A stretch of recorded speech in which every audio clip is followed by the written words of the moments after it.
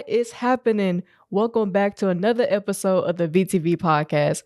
I'm your hostess, Kalia Brown, and we got Adrian Reddix in the cut with me. How's it going, guys? And yeah, so we have a very special guest on our podcast today. We got Miss Deborah Nickson. How you doing? I am well. Thank you. If you guys don't know anything about Miss Nickson, she is the interim city clerk for the city. Is it not interim anymore? Is it official? No, it's official. Oh, I'm sorry. My apologies. It's official. Yeah. So city clerk, like it's not a well-known department. Like not a lot of people know what's going on. So what are you guys' like main function? Like how do you guys help support the city? Oh man, the city clerk's office. We are really the heartbeat of the city. In case everyone don't know, Why do you say heartbeat? Everything comes out of our office except permits. Okay. So everything dealing with the city comes from the city clerk's office. When you say everything, is it something like, rentals, or is it like Everything. So from when I started working here, they used to always tell me that the city clerk is the keeper of all records. That is correct. So how do you guys do that? Like when they say records, like what does that mean? Everything. A board agenda items, minutes. The board speak through their minutes. So we record minutes every board meeting, and board meetings are first and third Monday and the 10th and 25th of every month. In case somebody, the public is always welcome and invited. So when you say that you guys keep records, like how is there like a retention period? Like do you have to keep board minute meetings longer than you have a vendor that you paid 10 years ago? Yeah, everything is mostly on a retention schedule. So you mostly have to look at the retention schedule because some things we can keep 30 days, some things we have to keep for a lifetime. They are permanent records. What are those permanent records? Like minutes. Minutes. So because the board speaks. The board speaks through their minutes. Whatever they say in the minutes, that becomes public record. And permanent records. Oh, okay. Yeah. So it's kind of like an accountability thing. Yes, very. And I know, how long have you been with the city? I have been with the city 14 and a half years. And has it always been in the same office? I started out actually at the Water and Gas Department. Okay. And it's always interesting down there. And during my 6 month period, at my 6 months, the deputy chief of police then was my pastor, Mitchell Dent. Oh, yeah. And so he told me about a position that was open in the city clerk's office. Okay. And I was able to apply because I was right at my 6 months. So I applied for it, had the interview and got the job. That's cool. So are you from Vicksburg? I am born and raised down there on Pearl Street, actually. I know that city clerk isn't a job that kids aspire to be. So how did you get on that path? Like what went from, you graduated from Warren Central? Vicksburg. Excuse me. I apologize. I'm sorry. VIC. KSB. So how do you get from Vicksburg to being a city clerk? Like what does that journey look like? Oh, wow. Okay. Graduated from Vicksburg High School, class of 1993. I was like 7. So, I'm just messing with you. That's okay because I look good for my age. Yeah, you definitely do that. I'm knocking 50 hard. 50 what? 50 years? Yes. Oh. 50. Okay. Yeah. So after that, I did go to Hines Community College, and I left there. And life and had 2 kids. Worked several jobs. Then got with the city of Vicksburg. Then after I got the promotion got the job up here at the city clerk's office. I was the lowest toed on the post. I was just a deputy clerk. And from there, you take like certification classes. Certification classes? Yes, certification. For city clerk? Yes. Really? Yes. Huh. Yes, certifications. And when I tell you they don't play, if you fail a test, you have to start all back over again to the beginning. That's how serious it is. We don't play. Wow. Your municipal clerks do not play. I guess you guys' jobs is very important. I can understand that. Yeah. And it takes you, for the first certification, just to get certified, 3 years. You can stop there. which I didn't, of course, because, I'm all the way to the top. Mm-hmm. I like to advance myself. So I went for my master municipal clerk. So that was another 3 years. Mm-hmm. So altogether, it took me 6 years to get this certification, where it only took me 2.5 years for my bachelor's degree and a year for my master's. Oh, there you go. There you go. So, Talk it, baby. Tell them. Hey, I know. It's very seriously. And one of the reasons that I think that, they wanted to talk to you today is that you are the first Black woman to hold that position in the city, right? And we're not going to get into politics, but we've had some other firsts that's happening as we speak. So how does it feel to be essentially a pioneer? Like we're at 2024 and we're still having first. Like, how does that feel? You know what? Surreal sometimes, because I would never in a million years thought that I would be where I am today. Right. Not me. Mm-hmm. Like, of all people. Why is that? Because I'm just simple and basic. I've been knowing you for years. Simple and basic is not the way I would describe you. And then what really just sort of brought me to happy tears, one of my friends, her son, during Black History Month, he did his project on me for Black History. And man, when she called and asked me that, man, that just, and for me to just see it, like, oh my God, that's me. Right. I am living history. Yes. Yeah. I mean, I saw that. It was like a poster board. I saw it on Facebook. I was like, man, that's my girl. And I keep saying of all people, me, and when I say that, folks are like, why not you? I'm like, why just, is because it's, I don't put myself on any levels. To me, I'm just as humble. I'm still Deborah. Right. I will always be Deborah. Right. So, But sometimes you have to let people know that, hey, I've done all this hard work and, because you've done a lot of hard work. I have. You've and I have sacrificed a lot. Ran through a college degree. Like 2.5 years is ridiculous. I did. Yeah. I did. And I wouldn't do it again. Yeah. But it was just something that I wanted to accomplish for myself. My kids are grown. Mm-hmm. My son is in the Marines. Mm-hmm. And my daughter. Thank him for our service. For his service this time. Well, thank Not you. Not our service. I didn't do anything. And my daughter, she graduated from USM. So, they're out the way. So I just wanted to do something for me. So that was it. So let me ask you this. So you said that a lot of the heartbeat of the city happens at the city clerk's office. Mm-hmm. So besides keeping records, like what else does the city clerk do as far as like, I don't know, do you guys do rentals or like, how does all that work? Yeah. First, we are the custodians of the city seal. The city seal is special. I mean, you can't just put the city of Vicksburg seal on anything. You really have to have permission. Because it carries weight. It does. Okay. It does. So we rent out the city facilities, the pavilion, the Artist T. Williams Auditorium. So we do that. Just come up to our office and fill out the application, and open records requests. We do it out. So is it like if somebody wanted to rent the auditorium, is there certain things they can and can't do while renting the auditorium? Auditorium, well, let me start with the pavilion. No alcohol, no bottles, no jumpy things, none of that anymore. Mm-hmm. Well, you couldn't have bottles anyway, but back when I first started, you could have the little jumpers. The space jumps? Yeah. Okay. But, due to the insurance, we didn't want anybody to get hurt, and it was super expensive, so we cut that out.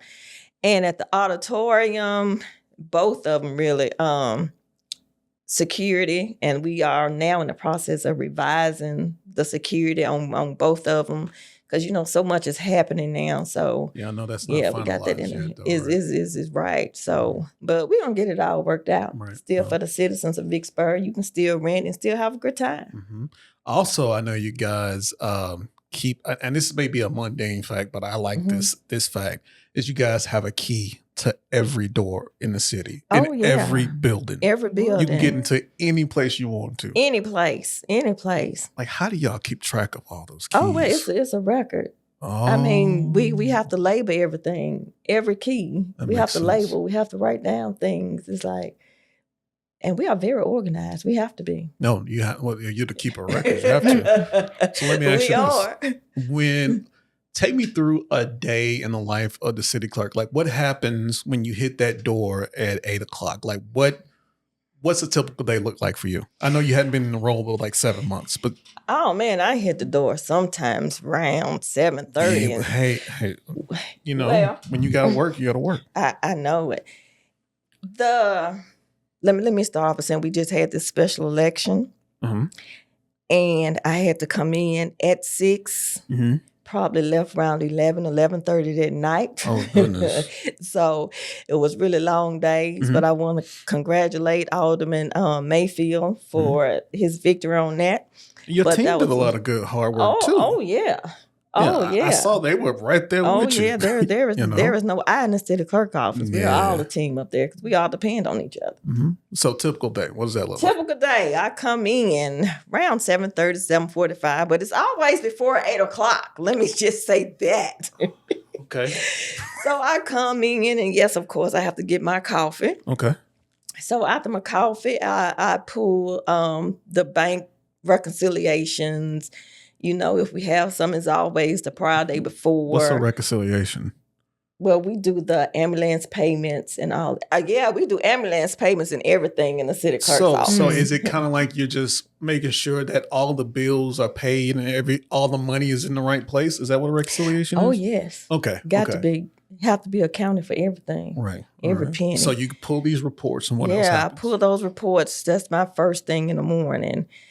And after that, I get on my other reports. If it's a board meeting day, I'm checking the agenda to make sure everything's right, to make sure VTVs and you guys put together the agenda too, oh, right? yeah. Everything you see the mayor and alderman read during the board meetings, that's us right there with that agenda. So how does, like, I see that you put online the agenda. Like, how is that made? Is it just something one of the aldermen or the mayor comes up with an idea and tells you about it and you have to put it on there, or is there a process? Oh, no, it's always a process. Say, for instance, you want to have something downtown.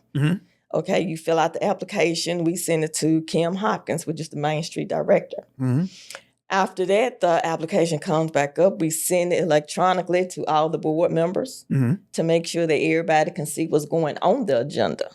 Okay, and then that's how it's made. Okay, and then after that, you put it on the agenda and they vote on it, either yay or nay, at the board meeting. That's correct. Okay. That is very correct. Okay. Now, as far as different boards, you guys kind of have a place, if not some type of representation on all the boards, be it like a architectural review board or transportation board, which you were a member of, I know, for the longest, transportation and civil service. Civil service. Oh, I forgot about civil service. Oh, yeah, civil service. I sort of miss civil service. Why is that? I really do. Because, I see a lot of names but not faces. And, I get to, find out what's going on at the police department, at the fire department, what training they're going to. Yeah, being mostly good, though. Yeah. Very little bad every now and then. Well, it happens. And then with the commissioners, Mr. Jefferson, Ms. Christopher, and now Mr. Bill Wright, he's one of the newest ones. But, all of them get along. And it's just such a pleasure to have been, working under them. So the Civil Service Commission, that's for like first responders, right? So any type of issue as far as, let's say, pay, or be it like a rule change that needs to happen, has to go in front of the Civil Service Commission. Has to go in front of the Civil Service Commission. That's correct. And what about the Architectural Review Board? I see that you do have somebody from your office, if not on the board, at least taking the records of the board, correct? Yes, we do. And they have a meeting, I think, Tuesdays at 5 o'clock. Tuesdays or Wednesdays, once a month at 5 o'clock. So basically, y'all function is just to make sure that, not really facilitate the meeting, but make sure you just get that record. That's it. That's usually at the end of the day, you want to make sure that record is there, because that's whatever the board says. Oh, that makes sense. Yeah. Okay. Speak through that minute. Yeah. So as far as how does your office work? Like, how many people do you have? And like, what's kind of like their function? Like, what do they do? I know they're all not doing the same thing. Right. Everybody mostly do different jobs in the office. Like Brian, he's really over the city car tags. He does very well on the open records request. And I know. Yeah. Oh, he would get you straight, especially when it comes down to that time. He is dogged about the whole records thing. And so now Jasmine is the newest employee, my first one that I hired. Okay. So, she mostly does civil service now, and she does some of the ambulance payments and the cemetery. She keep up with all the cemetery. She pretty much was doing the job you were doing before? Yes. Okay. Yes. And Lisa Palmertree, she handles the minutes now, after they come out the board meeting. And she also does the reservations for the auditorium. I want to keep Lisa on that. Okay. And Tasha, of course, she does garnishment. She really the ones who's put everything on the agenda, and she's my backup, my second in command. Okay, so you're the coach and she's the quarterback. Yeah. Oh. Yeah. Okay. Yeah. Okay. Yeah, I think the city clerk's office is one of those things that nobody really thinks about. Right. But without the city clerk, I'm not sure the city can function, because how do you keep track of everything? Right. How do you, because you guys, as far as money, you guys have something to do with that also, right? As far as the money that comes into the city. Especially the bonds and all that stuff. Everybody that deals with money have to be bonded. So like us, the court clerks down there, they have to be bonded because, they take in money also. And as far as like you guys receive whatever taxes we get from the county, yes, and the government, the federal government, and the state government. And actually, I just finished doing that report for the county. I'm still learning, so it takes me a while. Yeah. Do you find that since you're being in this role that your county counterpart would be the circuit clerk, right? Yes. And do you and mostly the tax assessor too, Amanda. Really? Yeah. Oh, okay. Yeah. I didn't know that. Because you guys do taxes. Okay, that makes sense. And so, have you seen that relationship is blossoming and it's growing? Oh yeah. Well, I've been knowing Amanda. She's the new tax assessor as well, so she's still learning her job. But we're doing very well in our new positions. And of course, when we had this special election, Jan Dag and her team, she supported us in this special election because, they give us what we need, like the voter roll and all of that stuff. So the city. It's more of a collaboration. It is with the city and county. Was maybe in the past. That's good to hear. I'm glad that those are being done. Yeah. I had a question about the reservation for like the city pavilion. I'm assuming like that's down there by the city pool, right? That is correct. Okay. So for the person who wants to reserve that spot, do they need to pay any type of fee? Or if there's any type of damage that's done, of course, there got to be some type of fine too. Oh, yeah. Okay. For them to rent the city pavilion, they have to come up here to our office on the second floor, Suite 212, and they have to fill out an application. And they have to pay the $100 deposit, which hold their date. Okay. If their event is like, say, for instance, on a Saturday, they have to pay the remainder, which is the, my mind just went blank. The rental fee, which is, I think it's $150, and the insurance. And they have to pay all of that before that Saturday, before the event. And if any damages occur, they do not get their deposit, their $100 deposit back. Okay, so they're going to get that money back after the event. Yeah, they always get the deposit back. Okay. Yeah. If it's not any damages, and they are supposed to clean up behind themselves, put all the trash in the bathrooms. So Rick Daltrey, he's over Parks and Rec. If he go down there and see anything that's missed out of place or they didn't clean up after themselves, he'll tell us, or he'll call me, hey, so-and-so didn't clean up, whoever had the pavilion this Saturday, no refund. So, yeah. So that's how that works. I got you. Yeah. I got you. That's good. Like, I don't think people understand that we talk about paper records, but you guys also do digital records. Like, how was that transitioning? Because I know that paper is, it's paper. It's easy. You've been doing it for years. How was that transition to also incorporate the digital aspect of it? Because I know you was here during that transition. Right. Well, when Mayor Flaggs came in, he wanted everybody to go paperless, which I thought then, okay, he trying to change some things. But long as we started doing it, it seemed to be a real good idea, saving the city some money. So we used to have to make copies of everything that was put on the agenda for every How many trees you guys killed? I know it. It was a whole lot every month. So that was a real good idea that he did put into place to go paperless with that. So now, as far as like you said, open records request, does the digital aspect kind of help with that? As far as when people asking for just some things that it would take you guys weeks to look for? It does. And then most people don't know you can really go up on the city website themselves and really look up most of this stuff for themselves instead of coming through us. We don't mind.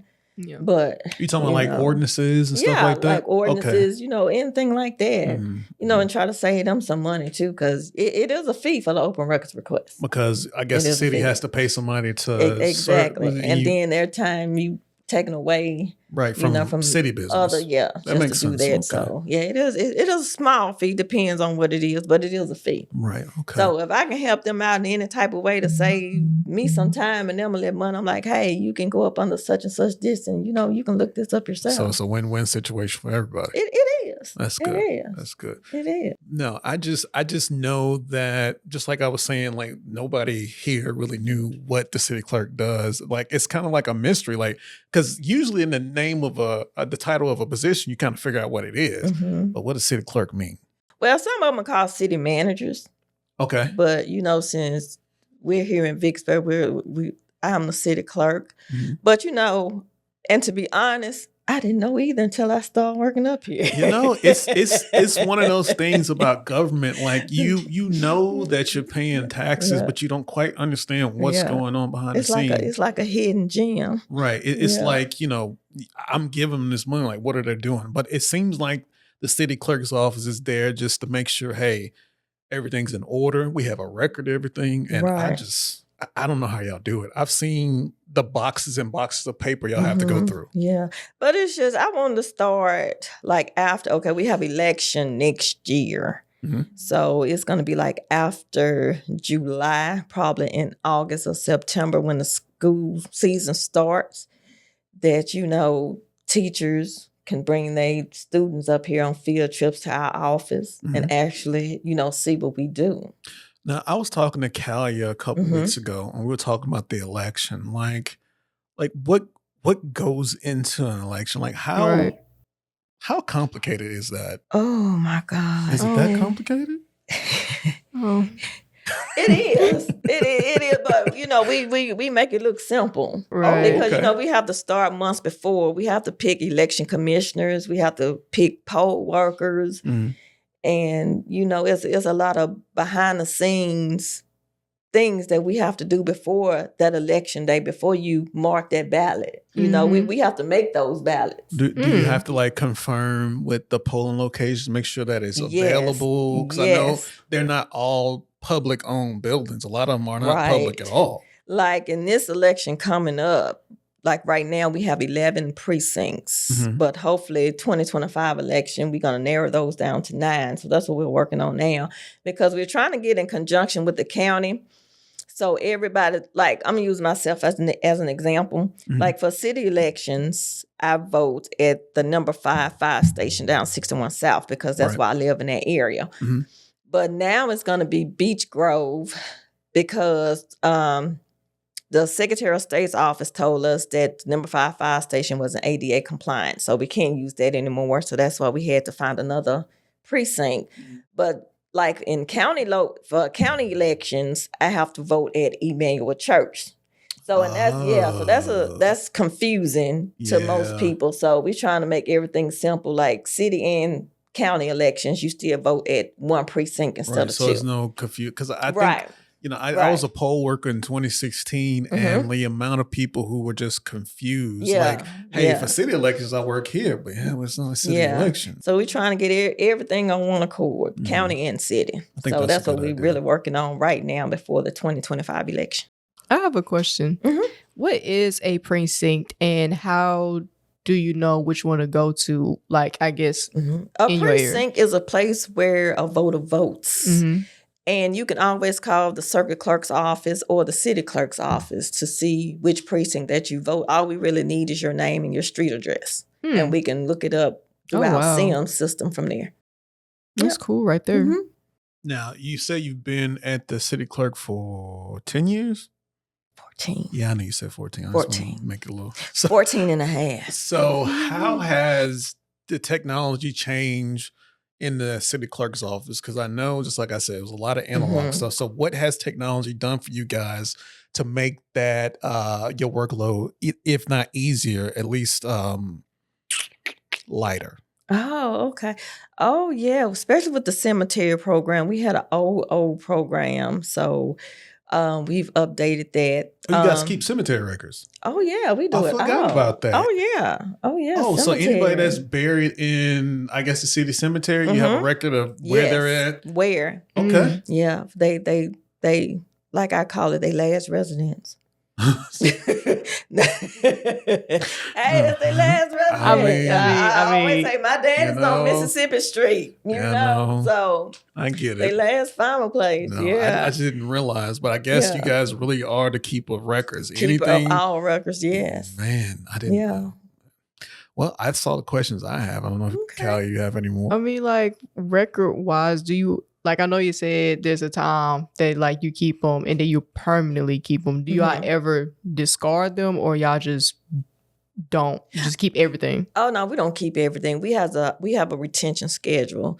And say, like, if a record needs to be, like, deleted within 30 days, you know, we have to, we can't just put it in the trash. We have to shred it. So, you know, so because you never know what's on that document. So it has to be shredded. And others we have to keep permanently. Some of them we have to keep like 2 or 3 years.